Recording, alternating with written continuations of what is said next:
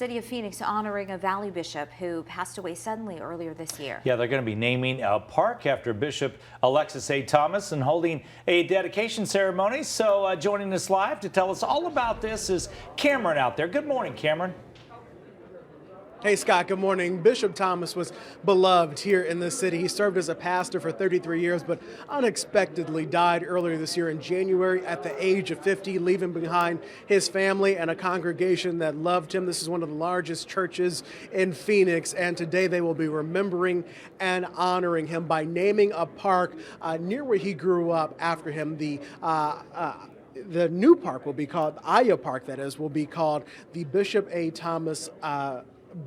Alexis Thomas Park. There we are.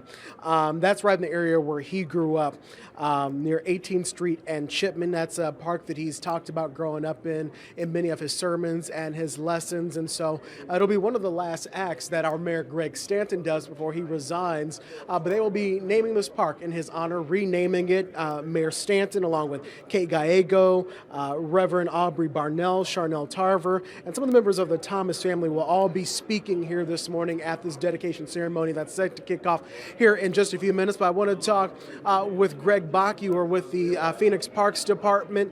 Tell us a little bit about what it is people are going to see now out at this park. Sure. Well, certainly a very special day. We've installed a new sign there that has Bishop, that's named in honor of Bishop Thomas. We'll be doing a ceremony here today with the church to help the congregation and the city celebrate that. So a very special day. And you guys have several different plaques that you'll be hanging at the church. The family's going to get a couple, and there'll also be a commemorative one for the church. That's right. We've got a commemorative a sign for the church here that we'll unveil later on during the ceremony today.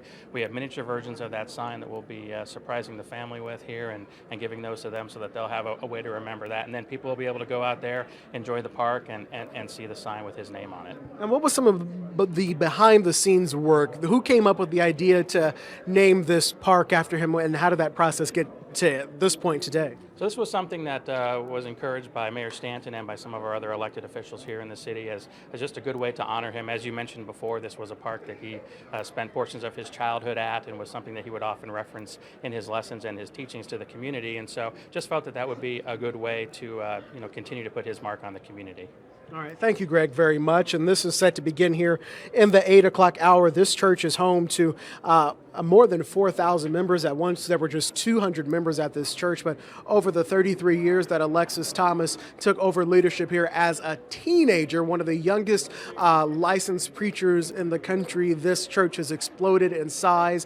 And as you can see, they will be coming to remember him this morning with this ceremony. Part of the relationship that was so strong between Mayor Greg Stanton and Bishop Alexis Thomas is why this park that he grew up on will now be forever bearing his name. We're reporting live in Phoenix this morning. I'm Cameron Riddle, Arizona's family. Seems like a perfect fit for a It sure does. Cameron, thank you so much.